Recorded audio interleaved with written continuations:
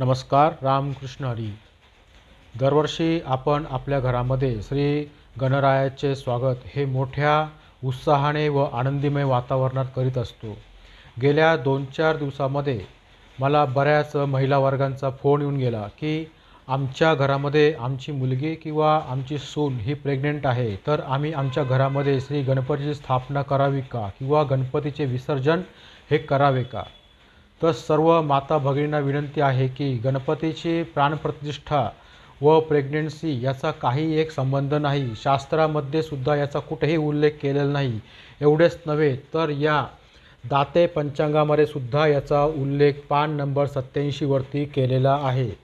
तर सर्व माता भगिनींना विनंती आहे की आपल्या घरामध्ये 1.5 दिवसाचा किंवा 2.5 दिवसाचा किंवा 10 दिवसाचा आपण दरवर्षी ज्याप्रमाणे गणपती स्थापना करतो त्याप्रमाणे आपल्या मनामध्ये कुठल्याही प्रकारची शंका न आणता आपण आपल्या घरामध्ये गणपतीची स्थापना ही करावी. दुसरी महत्त्वाची गोष्ट की काही घरामध्ये गणपतीचे विसर्जन म्हणजे जुन्या गणपतीचे मूर्तीचे विसर्जन हे पुढच्या वर्षी करीत असतात. तर असे न करता त्या गणपतीचे विसर्जन हे 10व्या दिवशी झालेच पाहिजे. त्या घरामध्ये जुनी मूर्ती ही पुढच्या वर्षी विसर्जन करण्याची पद्धत असते, पण ही पद्धत ही चुकीची आहे.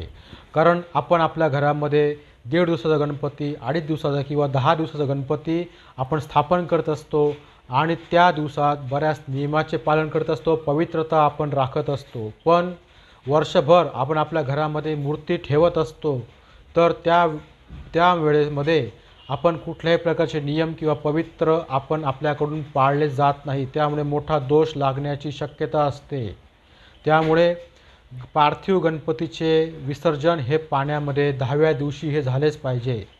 त्यामुळे पार्थिव गणपतीचे विसर्जन हे पंचतत्वामध्ये 10व्या दिवशी विलीन झालेच पाहिजे.